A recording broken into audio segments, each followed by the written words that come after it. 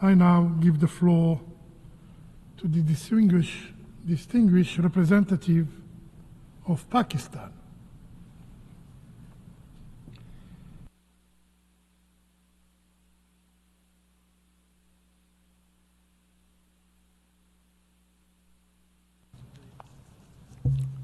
Thank you, Mr. President. Mr. President, I wish to thank you for convening this important debate on Security Council reform. We also thank the President for reappointing Ambassador Alexander Marschek, Permanent Representative of Austria, and Ambassador Tarek Albanese, Permanent Representative of Kuwait, as co-chairs of the intergovernmental negotiations process, and congratulate them on their reappointment. They have made significant contributions during the previous IGN cycle and on the Pact of the Future through a diligent process of consultations to achieve consensus. We are confident that the co-chairs will make a substantive contribution this year as well on the basis of the General Assembly's decision to build on the co-chair's revised elements paper and through an agreed work program of the IGN. Pakistan aligns itself with the statement delivered by Italy on behalf of the UFC, and we would like to add a few points in our national capacity. First and foremost, as Italy stated, we need a reform for all, but especially for the developing countries. Mr. President, it is now more evident than ever, especially after the Gaza conflict, and that the primary reason for the Security Council's frequent failure to respond effectively to conflicts and threats to peace and security is the inability of its permanent members to agree on decisive action. Adding new permanent members will statistically multiply the prospects of paralysis in the Council. The problem cannot be the solution. As many other member states have said, Pakistan also remains staunchly opposed to any proposals for the creation of additional permanent seats for individual member states. Permanent membership was a controversial issue when the Charter was adopted. It remains so today. Permanent membership was imposed into the Charter by the victors of the Second World War as a condition for the creation of the United Nations. There is no such compulsion today, and there is no justification for the creation of new centers of privilege within the United Nations, contrary to the principle of sovereign equality of UN member states. Any country seeking a more frequent presence on the Security Council should do so by subjecting itself to the democratic process of periodic election by the General Assembly. Mr. President, the IGN has held constructive discussions in the previous cycle on all 5 interlinked clusters of issues on Security Council reform. As evident from the co-chair's revised elements paper, the areas of convergence have been broadened and divergences have been further narrowed through the IGN process. However, there remain wide divergences among member states on several key issues within each cluster. On the categories of membership, we are happy to note that there is now a convergence on the expansion of 2-year non-permanent seats. There is no convergence on the creation of new permanent members. It is essential to recall that the discussions involved not just 2 but several categories of membership: 2-year non-permanent seats, longer-term seats, longer-term non-permanent seats, re-electable non-permanent seats, permanent seats representing regions, permanent membership with or without veto, and so on. There are several permutations to the categories of membership.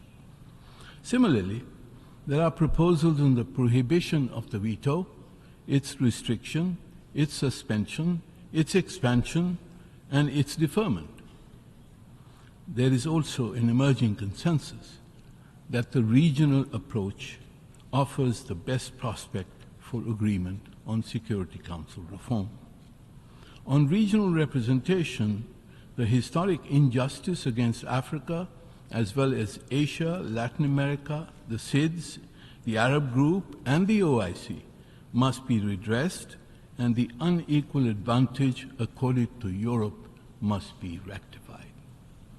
The UFC's proposal to add 11 or 12 new non-permanent members would offer greater representation to the vast majority of small and medium states, 59 of which have never served on the Security Council. Besides ensuring equitable geopolitical representation, a larger number of non-permanent members would balance the inordinate influence of the 5 permanent members, ensure accountability, and promote the democratization of the Council. On the other hand, the addition of 4 or 6 new permanent members would statistically reduce the prospects for representation for the rest of the 182 member states and expand the circle of the unaccountable in the Security Council. Mr. President, we consider the African demand for 2 permanent seats for the continent as very different from the quest of 4 individual states for permanent membership. As we understand it, the 2 African seats would be filled by states selected by Africa and accountable to Africa, and theoretically could be replaced by Africa. Individual aspirants for permanent membership would be accountable to no one and seek to advance their own national interests and ambitions. In any case, in our multipolar world, there are more than 4 or 6 states.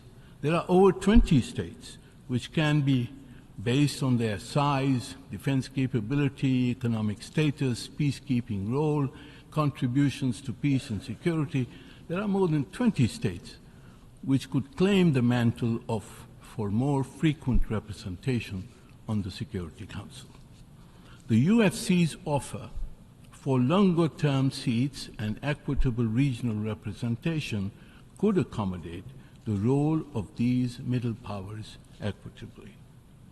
Lastly, while considerable progress has been made in promoting convergence on the Council's working methods, there are several additional and innovative proposals which need to be further discussed and agreed.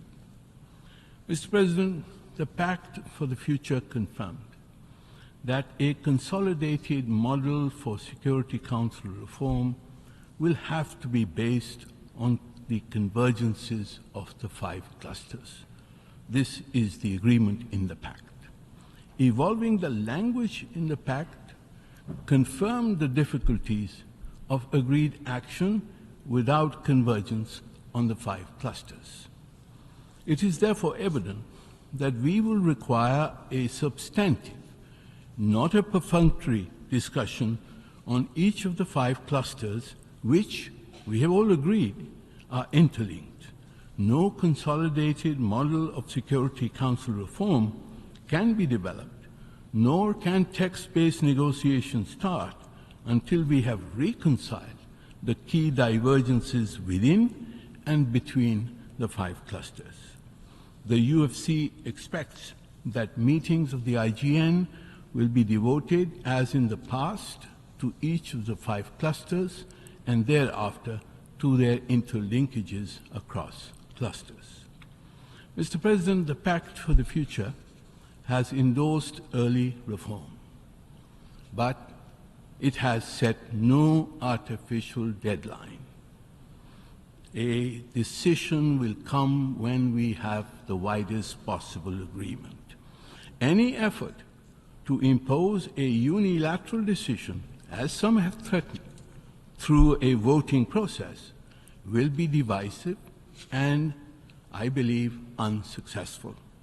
It will not only destroy the IGN process, which some seem to desire, but it will also destroy the prospects of early Security Council reform.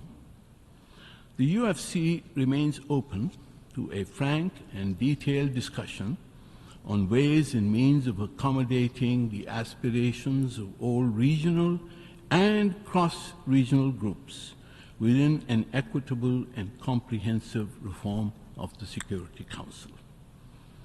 I believe that neither the Arab group nor the OIC member states, 57 of them, will accept a reform in which they are not equitably represented.